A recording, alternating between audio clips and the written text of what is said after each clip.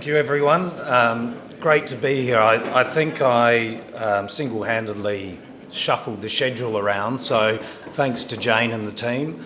I feel like Steve Martin from Planes, Trains and Automobiles, so if anyone's seen that movie, you would know what I've been through. But I'm here. Great to be here and wonderful to be presenting. So Jade, before I get into Jade, like everyone, I think we all believe our companies are compelling investment propositions, but Jade is unique in many ways because we are up in Mongolia.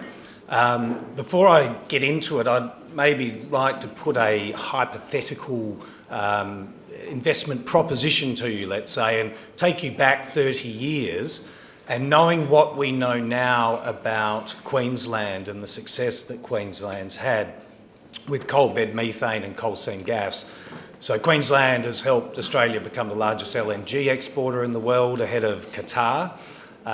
We are currently exporting 23 million tonnes of LNG, 1.1 TCF of gas equivalent, so $16 billion of revenue. So you would have to say, if I offered you a proposition to invest in Queensland today, knowing what we know, I think you'd be crazy if the answer wasn't yes. You know, you'd be in on it.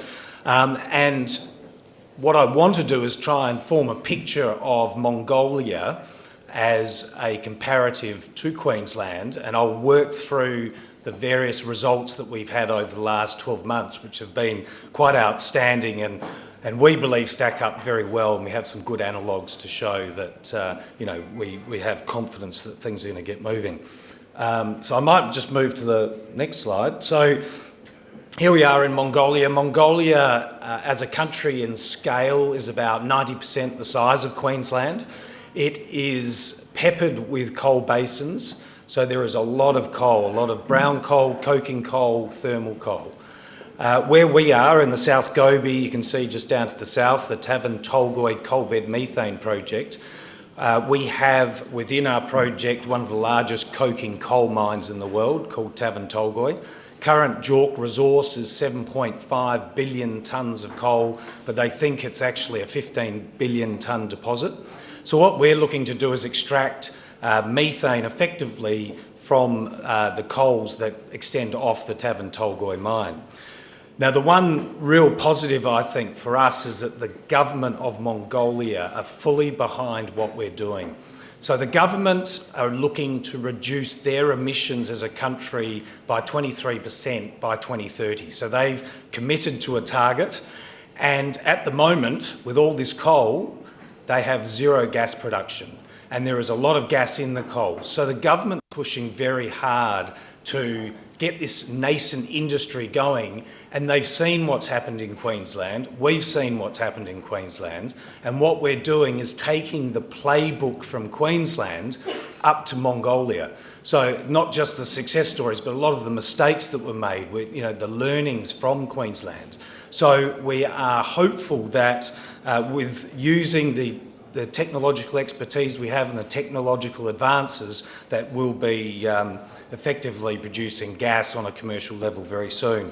So the government's looking to clean up its emissions, but it's also looking for an independent energy source. It gets a lot of its electricity up from China to the south, and Russia brings in LNG from the north. So gas lands in Mongolia at about $25 a gigajoule Aussie, which is about over twice, 2.5 times what it is on the eastern seaboard here. So, and the other reason that the government's very keen to develop new industries is it's beholden to one behemoth, which is Oyu Tolgoi. So for those not familiar, Oyu Tolgoi is Rio Tinto's copper gold deposit, and that's in the South Gobi. It's about 150 kilometres from us. And we are looking and we're talking to Rio about supplying them with energy as well. So it's all set up very well. We're in joint venture with the government. The same entity that owns 40% of our project also owns 34% of Oyu Tolgoi. So there's a common goal, common interest here. So I might just move to the next slide, please. So on your left you can see the coal seams. We're trying to tap the deeper ones, which are water saturated, which traps the gas on the coals. On the right, you'll see the permit We've done a lot of drilling last year. We booked and independently assessed 246 BCF of gross 2C contingent resource. Now, in Mongolian dollar terms, it's about $6 billion worth of gas. The good thing is we've got extension possibilities to the east and to the west. So the area we're focusing on is that left hatched area that you see, and that's called the Red Lake area. And we've put a number of wells in there. We average 60 metres of gassy coal in those wells. In Queensland, there's some fields that are 5 metres and they're deemed commercial. We've got gas composition of 98% of methane in 2 of our seams, 92.5% in the other one. So at 98%, that's pipeline spec, so that's unbelievably good. And we've also got 12 to 18 metres cube per tonne of gas content in the coal. So, I mean, anywhere from 8 to 12 is deemed commercial here. So when you compare it against how Queensland stacked up, the results we're getting are quite outstanding. We did a placement of $11.7 million at a 27% premium to the share price about 2 months ago to UB Methane, and I'll talk a little bit more about that in a second.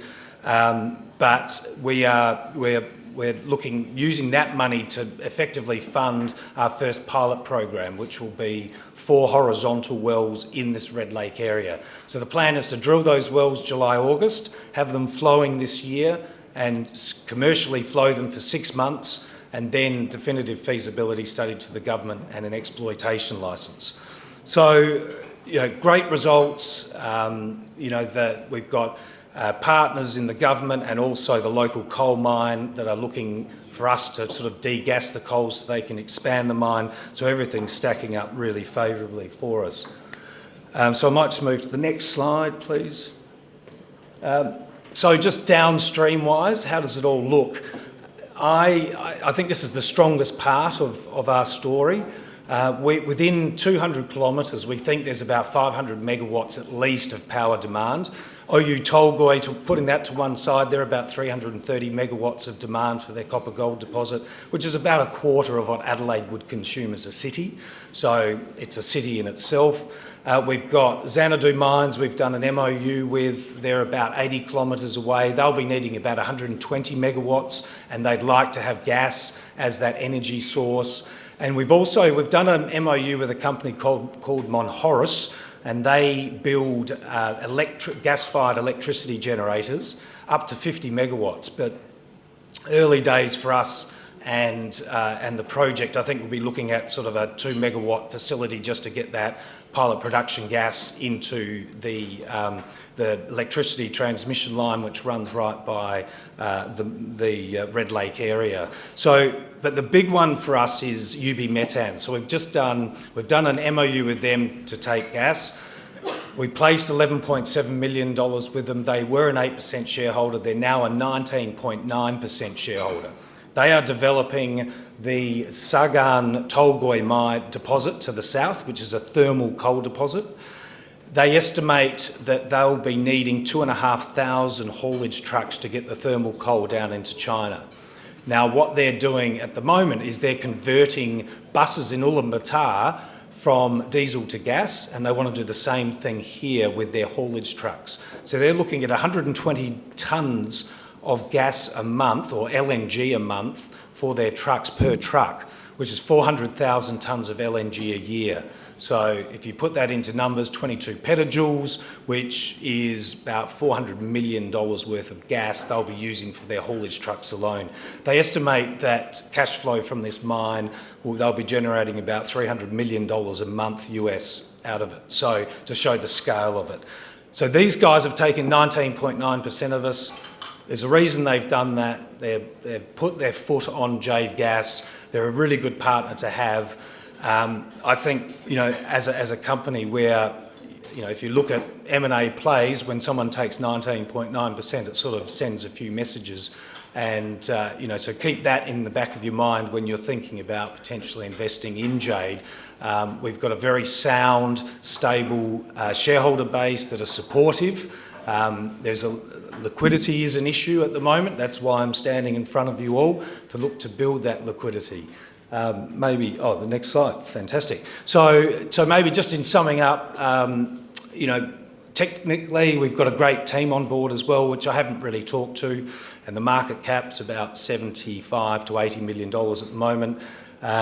We've got the capability, we're seeing the results, we've got government support, which is quite outstanding for us. And, I think the biggest thing that I always struggle to get across with any audience is Mongolia itself. But believe me when I say that I think there is a lot less sovereign risk in Mongolia at the moment than there is in Australia.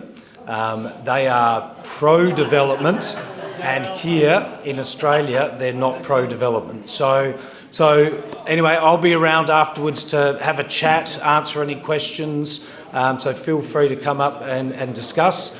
But thank you for listening today and coming out and listening to all the presentations. Appreciate it.